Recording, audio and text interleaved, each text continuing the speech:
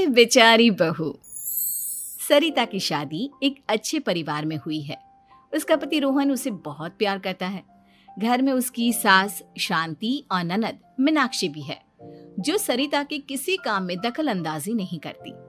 लेकिन फिर भी सरिता को ऐसा लगता है कि दुनिया की सबसे ज्यादा बेचारी बहू वही है और सबसे ज्यादा अत्याचार उसी पर हो रहा है। माँ जी, ये लीजिए आपकी चाय। अरे बहू, तूने इतनी ज्यादा चीनी क्यों डाल दी चाय में? हाय हाय माँ जी, मैंने तो उतनी ही मीठी बनाई है जितनी मीठी आपको पसंद है। माँ जी, आपको तो मेरे हाथ की चाय अच्छी ही नहीं लगती। जब देखो कुछ न कुछ कमी निकाल ही देती हो। अरे बहू, तू एक बात के पीछे ही पड़ जाती है। मैंने ऐसा कब कहा कि तू रोज चाय खराब बनाती है? सरिता अपने कमरे में चली जाती है और फोन उठाकर अपनी माँ से बात करती है। हेलो माँ, कैसी हो आप? क्या कर रही हो? मैं तो ठीक हूँ, पर तू बता, तेरा मूड कैसा है? तेरी आवाज से लग रहा है कि कुछ तो हुआ है तेरे ससुराल में। अरे क्या बताऊँ माँ, यहाँ तो हर समय मेरे साथ बहुत बुरा व्यवहार होता है। मैंने अपनी सास के लिए इतनी अच्छी चाय बनाई, लेकिन मेरी सास चाय पीते ही मुझे 4 बातें सुना दी।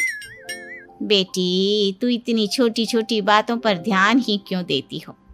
तुम्हारी सास ने कुछ बोल भी दिया तो क्या हो गया, वो बड़ी है ना तुझसे। माँ ने इतना समझाया, लेकिन इस बात का सरिता पर कोई असर नहीं हुआ। अपनी बेचारी बहू की छवि वो बदलना ही नहीं चाहती। अगली सुबह सब नाश्ते की टेबल पर बैठकर नाश्ता कर रहे थे। तभी सरिता ने अपने पति से कहा, सुनिए जी, मुझे ना आज बाजार से कुछ सामान लेकर आना है। आज आप ऑफिस से आने के बाद मुझे लेकर चलना ना। भाभी, मुझे भी कुछ किताबें खरीदनी है। आप दोनों जा ही रहे हो तो मेरी किताबें भी ले आना। लो, अभी तो बात ही की है बाजार जाने की, तो एक फरमाइश आ गई।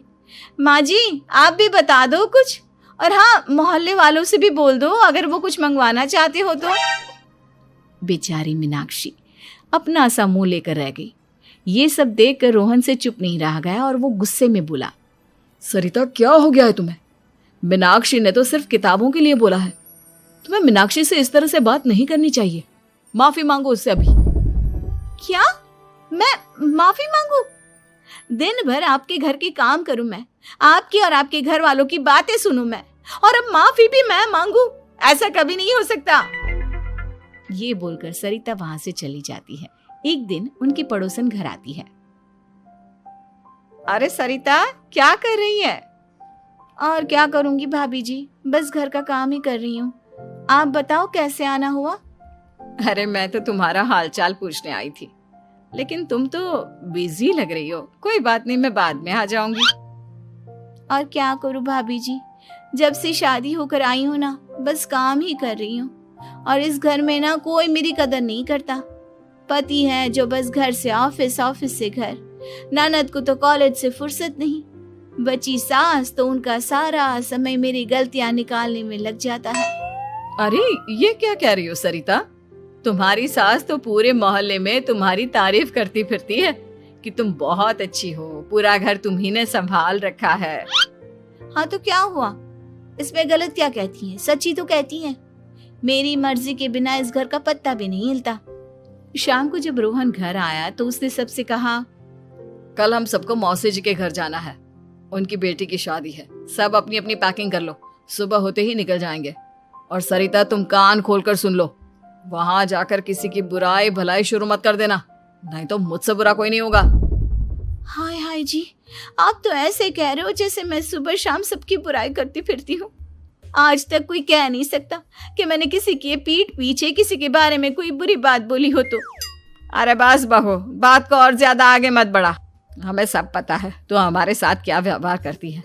ये बात घर तक रखना, शादी में किसी को कुछ मत बोलना, नहीं तो सब कहेंगे कि शांति की बहू कितना बोलती है। हाँ हाँ, सब कुछ तो मैं ही बोलती हूँ ना। आप लोग तो हर समय फूलों की बारिश करते रहते हो मेरे ऊपर। सारी गलती मेरी है जो मैं इस घर में आई। सबका कितना ध्यान रखती हूँ, लेकिन फिर भी मेरी तो आप लोगों की नजर में कोई कदर ही नहीं है। अगली सुबह सब लोग मौसी जी के घर पर चले जाते हैं। वहां पर शादी का माहौल होता है, सब जगह चहल पहल होती है, बहुत सारे मेहमान आए हैं। सरिता को वहां बहुत अच्छा लग रहा है। वो अपने मन में सोचती है, यहाँ कितना अच्छा लग रहा है, कितनी रौनक है। मैं यहाँ किसी से ज्यादा बात नहीं करूंगी। अगर मेरे मुंह से कुछ ऐसा वैसा निकल गया तो रोहन जी तो मुझसे गुस्सा हो जाएंगी। सरिता ये सब सोच ही रही थी कि वहां रोहन की कजिन साक्षी आ गई और सरिता से बोली, आप सरिता भाभी हो ना? जितना आपके बारे में सुना था, आप तो उससे भी ज्यादा सुंदर हो। हाँ वो तो है, मेरी सुंदरता की तारीफ सब करते हैं। मेरे मायके में तो सब यही बोलते हैं कि रोहन जी की किस्मत बहुत अच्छी है जिन्हें मैं मिली। लेकिन आप कौन है? मैंने आपको पहचाना नहीं। मैं रोहन भैया की कजिन हूँ। आपकी शादी पर नहीं आ पाई थी ना, इसलिए आप मुझसे मिली नहीं कभी। शांति मौसी और मीनाक्षी आपकी बहुत तारीफ करते हैं। क्या कहा तुमने? मेरी तारीफ? कभी नहीं। मेरे ससुराल वाले कभी मेरी तारीफ कर ही नहीं सकते। मैं इतनी अच्छी हूँ, मेहनती हूँ, लेकिन उन्हें तो मेरी कदर ही नहीं। सारा दिन घर का काम करती हूँ, फिर भी मेरी सास ना मुझे सुनाती रहती है, और पति भी मेरी सास की साइड लेते हैं। ना कभी बाहर ले जाते हैं, ना कहीं घुमाने। अगर घुमाने के लिए कभी बोल भी देना तो उनकी बहन बीच में आ जाती है। मैं कैसे रह रही हूँ उस घर में, ये मैं ही जानती हूँ। सरिता की ये बातें सुनकर साक्षी को बड़ी हैरानी हुई। अब वो हर किसी के सामने अपनी बढ़ाई और ससुराल वालों की बुराई करने लगी। रोहन और शांति को सरिता पर बहुत गुस्सा आया, लेकिन वो चुप रहे। अगले दिन जब वो अपने घर पर आए, सरिता, तुमने क्यों सबके सामने मेरी इज्जत का तमाशा बनाया? तुमसे बोला था ना कि चुप रहना। अजी ऐसा भी क्या कह दिया मैंने जो इतना भड़क रहे हो? तुम जहां जाती हो अपना रोना शुरू कर देती हो, कभी किसी दूसरे की बात ही नहीं सुनती, बस अपनी कहती रहती हो। तुमने सबके सामने हमारा तमाशा बनाकर रख दिया है। हे भगवान, मुझे अपने पास बुला ले। जिस घर में मेरी कदर ही नहीं, उस घर में मेरा क्या काम? अरे क्या करूंगी मैं यहाँ रहकर? जो भी आता है मुझे सुनाकर चला जाता है। मैं तो किसी से कुछ नहीं कहती। सीधी सादी बहू मिल गई है ना सबको, तो जो जी में आए वो करो। सरिता ने अपने आगे किसी को कुछ बोलने ही नहीं दिया, और उस दिन भी उसने सबके सामने खुद को बेचारी बना ही दिया। अगले दिन मीनाक्षी कॉलेज के लिए लेट हो रही थी, इसलिए वो हर काम जल्दी जल्दी कर रही थी। अपना नाश्ता लेने किचन में गई और पतीले में रखे गरम दूध को गिलास में डालने लगी। दूध का पतीला उसके हाथ से छूट गया और गरम गरम दूध उसके हाथ पर गिर गया। ओए माँ, हाय मेरा हाथ, माँ मेरा हाथ जल गया। मीनाक्षी की आवाज सुनकर सरिता दौड़ती हुई आई। ये क्या किया तुमने? तुम्हें नाश्ता चाहिए था तो मुझसे बोल देती, मैं क्या मना करती थी? अब पता नहीं कितने दिन की मुसीबत पाल ली तुमने। सरिता मीनाक्षी को उसके कमरे में ले गई और उसका बहुत ख्याल रखा। उसका इस तरह से ख्याल रखना शांति और रोहन को थोड़ा अजीब लगा। माँ, सरिता के दिमाग का भी कुछ पता नहीं। कल शादी में सबको इतना कुछ बोल कर आई है हमारे बारे में, और अब मीनाक्षी की कितनी अच्छी देखभाल कर रही है। ये ऐसा क्यों करती है? बेटा, तेरी बीवी की ना आदत हो गई है सबके सामने खुद को बेचारी दिखाने की, और आदत इतनी जल्दी नहीं बदलती। जब ये बोलना शुरू करती है तो रुकने का नाम ही नहीं लेती, इसलिए इसे पता ही नहीं चलता कि ये किसके सामने क्या बोली जा रही है। लेकिन दिल की बहुत अच्छी है।